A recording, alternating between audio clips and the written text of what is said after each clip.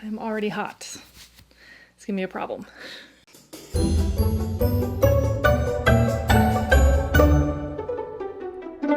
Hi guys, welcome back to another episode of Crue Trime. Crue Trime. Crue Trime. If you are new here, hello and welcome. My name is Sarah, and what I do here is tell you a terrible story to ruin your day and put on my makeup to disguise the fact that I'm actually reading scripts. So if you're into makeup and Crue Trime, you are in the right place. So make sure that you subscribe to this channel before you leave and hit the bell notification to make sure that you never miss one of my terrible stories. Today's story was recommended by a lovely viewer named Alicia Ward. Thank you, Alicia. This is the story of Helen Moore. This is a good one, meaning it's terrible, but this one has taken us back to Texas. There's no shortage of terrible stories in Texas, you guys. My God, this is like the absolute total last of this. I've been trying so hard to use every last drop of all the makeup that I have so that I don't waste anything. Look at this. Totally empty. Who am I? By the way, I don't really discuss the makeup as I'm using it, so if you're interested to see what any of this stuff is, look down in the description box because everything is linked. Helen Hardin was born on November 15th, 1954 at the Graham General Hospital in Young County, Texas, to Gene and Pauline Hardin. She had a brother, Gene Jr., and they grew up together on a cattle ranch. Their family was very traditional for the time. You know, they were hardworking, church-going, very much into the ranch lifestyle. Helen actually competed in barrel racing, winning many trophies, and she was actually crowned the rodeo queen. So right out of high school, Helen actually married her sweetheart, but they were much too young for that marriage to have worked out. She quickly remarried, but again, they were just too wild and young to settle down. What?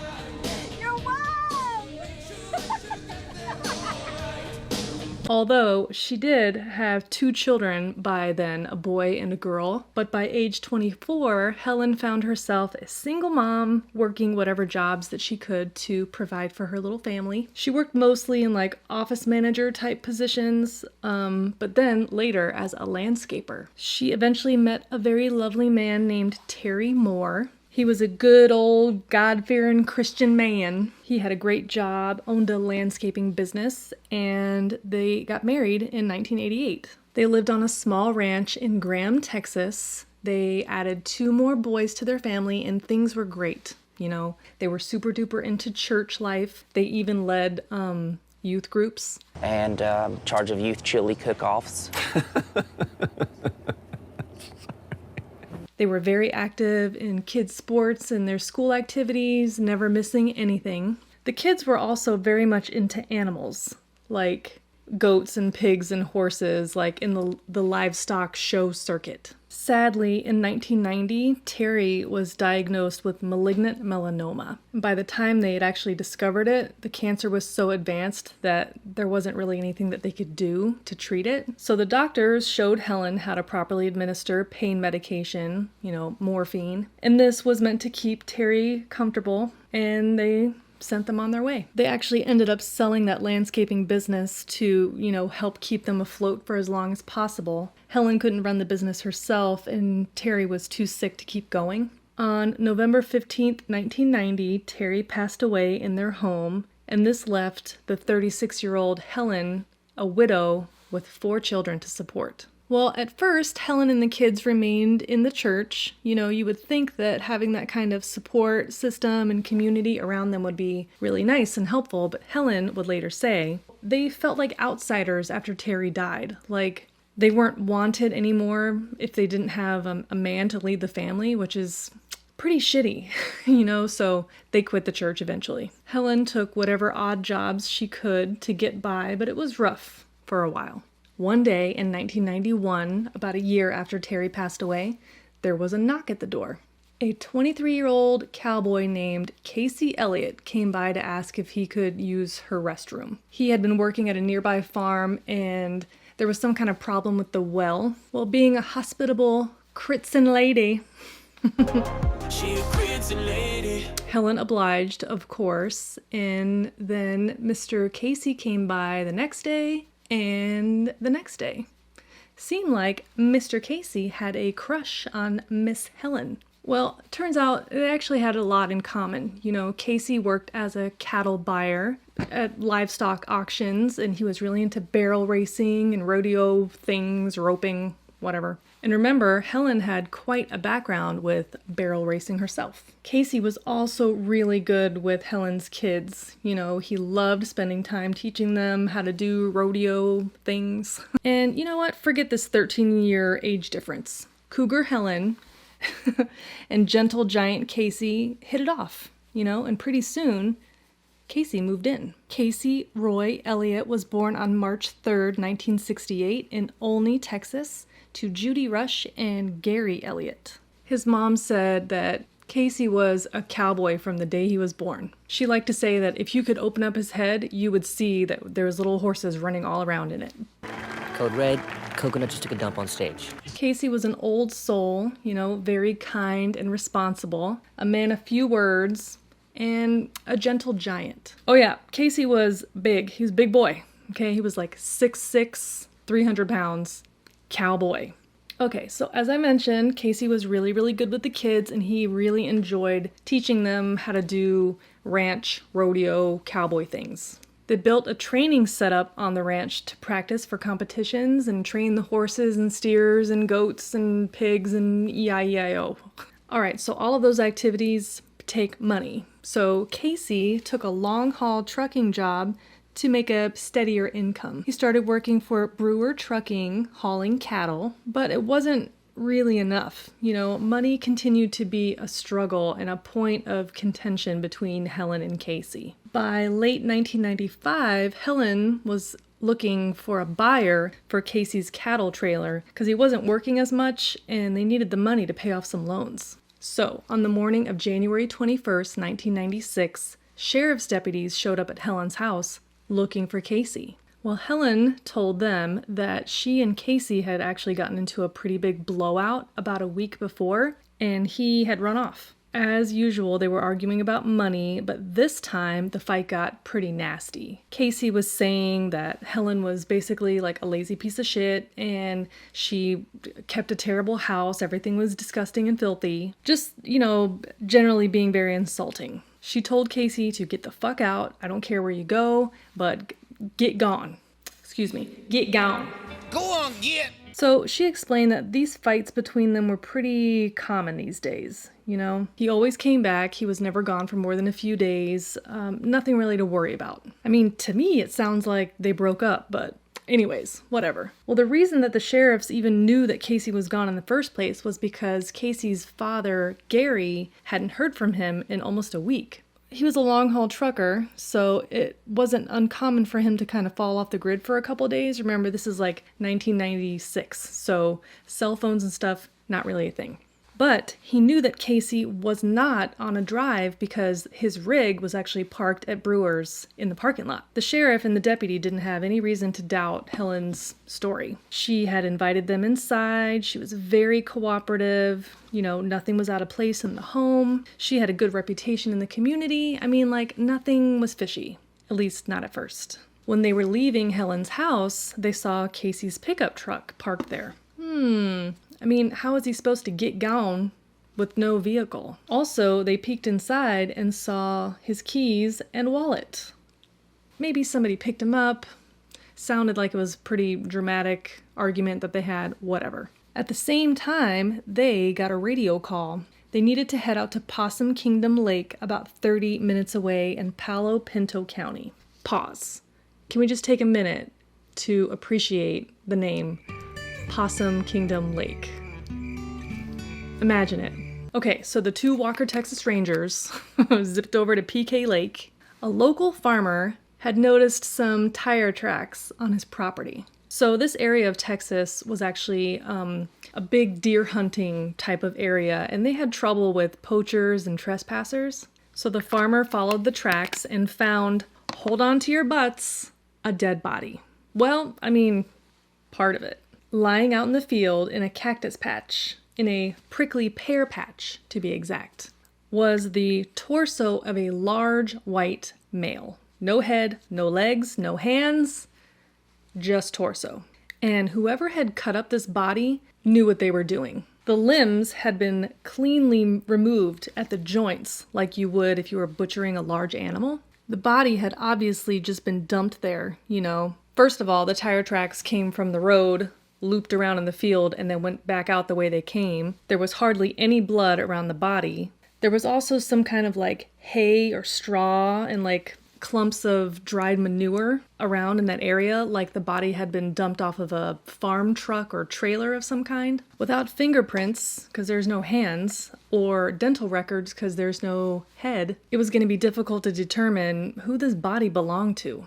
So the forensic investigators collected DNA testing and all of that was definitely still a thing, but it was not as sophisticated then as it is now, so it was going to be pretty labor intensive and take a long time to process. So they collected samples of the manure and hay and they sent it off to be analyzed. When they were doing that, they noticed that in the manure was little red flecks, it looked kind of like paint chips. I mean, maybe it was paint from the truck or the trailer. When the manure samples were later analyzed, the investigators were right. It was definitely red paint. So maybe they could use that to help locate this truck or trailer, but maybe that's not the best place to start in this investigation because in this area of Texas, everybody had a truck or a trailer. This was going to be like a needle in a haystack situation. Okay, so investigators discovered that the Tuesday before Casey was reported missing, he actually called into work and he spoke with the office manager named Karen, telling her that he felt very sick and he wasn't going to be able to make it in that day. They both agreed that he probably had the flu and she advised him to rest, hoping that he'd get better. The next day, Helen called. She told Karen that she and Casey had gotten into a big fight about money and Casey left and would never be returning, essentially inferring that they broke up and Casey ran off. Well, Karen considered Casey to be a very, dependable, reliable kind of a guy. The Casey she knew would never just run off like that, leaving the area, quitting the job, just leave town without talking to her about it. Anyway, so while investigators were waiting for the DNA verification results to come back, they continued searching for the rest of this body. I mean, it had to be out there somewhere. The autopsy report from the torso couldn't determine the cause of death. Obviously, it was missing, some important pieces. You can logically say that it was homicide, but how can you know without the rest? Either way, it also uncovered some surprises for law enforcement. The toxicology report showed that the torso had a lethal amount of morphine in it, like 23 times the amount that it would take to kill a person of that size. Morphine, you say? What? Well, they went back to speak with Helen. Again, she was very cooperative. She allowed them to look all around, the property. They found a Ford Bronco and a large livestock trailer, like a horse trailer. The floor of the trailer was red. That's suspicious. Also stuck in the tires of the Bronco and the trailer were cactus spines, prickly pear spines. That's weird. Funny enough, the trailer was pretty clean on the inside, but when investigators cut out one of the floor planks, they saw on the underside what looked like blood. Helen? Care to explain? Oh, hi, I'm Helen. Oh, you live in Milwaukee? Oh, I'm sorry. Well, Helen very calmly explained, yes, that's blood in the trailer. This is a ranch. We have lots of livestock, and one of our pigs was actually attacked by dogs or coyotes, something like that, and they had to humanely put it down, which is what she did in the trailer. And then when she was done, she sprayed it down with bleach and water to clean it. No big deal. They were squinting at this point, but she actually had a pretty reasonable explanation. But these coincidences were adding up. On January 31st, 1996, the DNA results finally came back. The torso was, in fact, Casey Elliott. Casey didn't have any history of drug use or abuse, right? So there was really no explanation for all this morphine in his system. Also, they're trying to figure out who would do such a thing to a body? Like, this is such a gruesome scene, you know? A dismembered body? Like, that's shocking. That's something that's like drug cartel level stuff, serial killer stuff. Like, who was he maybe mixed up with? Nobody. Well, the floorboard that they had cut out of that trailer from Helen's house definitely tested positive for blood, both pig blood and human blood, more specifically, Casey Elliott's blood. The red paint from the trailer also was a match for the paint in the manure that they found at the dump site. And bingo was his name-o. Yes! Yes! Oh, yeah! Can you feel that, buddy? Huh? On March 19th, 1996, Helen Moore was arrested. She lawyered up very quickly and stopped cooperating, stopped answering any questions from law enforcement. The next day, another search warrant was issued for Helen's home and property. This time, they found morphine. The very same morphine that Helen claimed was long gone after Terry passed away. She was very quickly charged with first-degree murder. The motive? Oh, money. What else? Everybody knew that Helen and Casey argued about money constantly. After Helen was arrested, that was, of course, all over the news. Shocking, wild, and terrible, something like this happening in the peaceful Texas backcountry. A local insurance adjuster contacted the police. Just a couple months before Casey's murder, Helen and Casey had taken out a life insurance policy, $150,000 worth of life insurance, where Helen was the sole beneficiary. I mean, of course she was. The interesting part was, why would this couple take out this life insurance policy? They didn't have money, they couldn't afford this policy. On March 31st, another gruesome discovery was made. What's in the box? What's in the fucking box? This time, sheriffs were out, looking for body parts. They found a black plastic bag lying on the side of a creek bank. When they opened it up, inside it was Casey's head. This creek bank was about a mile from Helen's farm. Spoiler alert, the rest of Casey Elliott was never found. Well, Helen was adamant that she was not involved. She had nothing to do with something so terrible. How could someone do this? She certainly could never do this to another human being. I mean, never mind the fact that Casey was a huge man. There was quite a size difference. So, how could she have overpowered him? The state got ready for a fight. By August of 1996, the trial was almost ready to get started, and the state was seeking the death penalty. Just days before they were about to head into the courtroom, Helen's lawyer reached out to the district attorney. She wanted to strike a deal. I was a little bit surprised when approached about the possibility of working out an agreed recommendation to the court upon a plea of guilty. Her lawyer had been very aggressive and very thorough, very confrontational, and I expected it to be a war in the courtroom. Well, Helen really wanted to have the case tried in a new county. With all the publicity surrounding the case, she knew that she wasn't going to get justice in Graham County, Young County. But the state refused. Helen knew that she didn't stand a snowball's chance in hell of getting justice around there, and she didn't want to take her chances with a trial. So after consulting with Casey's family, the district attorney was happy to offer new terms. He would take the capital charge off the table in exchange for Helen confessing everything, including what she did with Casey's body. Helen said that she had actually started poisoning Casey with morphine over the span of a few days. He started showing flu-like symptoms and just got sicker and sicker until he couldn't get out of bed. On the morning of January 16th, Helen slipped some morphine into his drink and then drove the kids to school. By the time she got back, Casey was lying in the bed, dead. How was she gonna get his big old body out of the house? Well, she brought a tarp in, laid it down next to the bed, rolled Casey out of the bed onto the tarp, and then tied him up in it, securing it with a lariat, which is like a lasso. One of Casey's lassos. Okay, well the next part is actually a little confusing, so I'll try to make some kind of graphic to explain how this worked, but she backed up the truck and horse trailer to the front door of the house.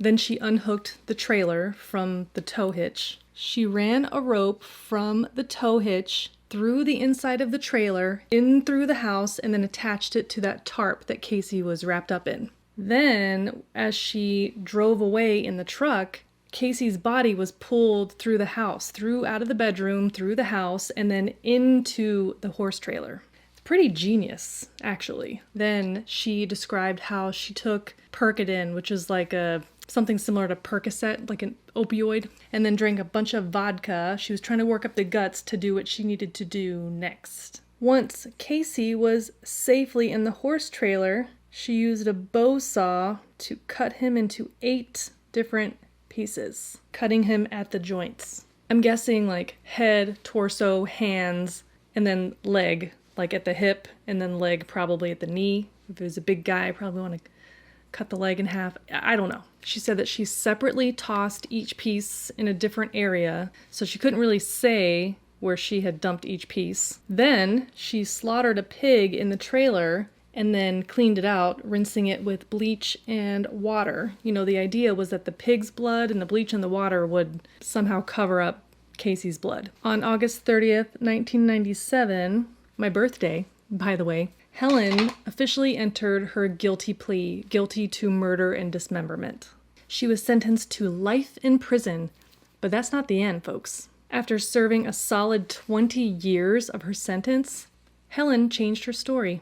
To be clear, she signed a plea deal, which means that you can't appeal later. So all of this is kind of pointless, but her new story is that she pled guilty in order to protect someone else. She also says that she was mistreated in jail and Casey's family was threatening her and she was under the influence of Prozac and was bullied into signing that plea deal. In a statement that she released in 2012, Helen outlined the abuse that she says that she suffered at the hands of Casey Elliott. She claims that he was verbally and physically abusive to her, and the life insurance policy was actually his idea. She feared that he intended to kill her in order to collect the payout. She also claims that she knows who killed Casey the day that she left to take the kids to school. But that person threatened her, saying that they would do the same thing to one of her youngest kids if she ever spoke a word about it. This is interesting because she also says in this account of events that she had asked him to leave a week before. So the math ain't mathin'. And why do I want the viewers to know? Because you don't have to plead guilty to something you didn't do to save anyone, because in the end you didn't save anyone. You've ended up damaging your family, you've torn them apart. You have people that don't believe in you anymore. If I spend the rest of my life in prison, I just hope somewhere somebody will see something, that there is a way. You don't have to live in fear. You don't have to go to somebody. Find us somebody that supports. Don't be afraid to tell your family. Don't be afraid to tell whoever you can find that could help you get out of a situation that might end you or your children up where I am. At any rate, Helen Moore is currently serving the remainder of her sentence at the Mountain View unit in Gatesville, Texas. She'll be eligible for parole in 2026 when she is 71 years old. And that is the story of Helen Moore. Again, if you want to see any of the makeup that I used in today's look down in the description box, click the link and it'll show you what it is. If it's no longer available, I'll link something similar. I always love hearing from you guys, and I love getting recommendations for stories. So if you have one that you want to share, look down in the description box. There's a link to a Google Doc. You can fill out all the gory details. Can't wait. Thank you so much for hanging out today and for watching this video. I really appreciate it. If you want to see more videos like this one, then consider subscribing to this channel before you leave today. I upload new videos here on YouTube every week, and you can follow me on most of the other socials as well. That is it for now. I will catch you next time in the next video. Bye! What is casting this shadow on my face? All my brushes are dirty. Oh my god. After consulting... Okay, let's see if I can get through this. Oh my god, there's glitter all over my face. Prickly pear patch, prickly pear patch. Banks of a creek. On a banks, the banks. Was it ruled by possums? Was there possum royalty out there?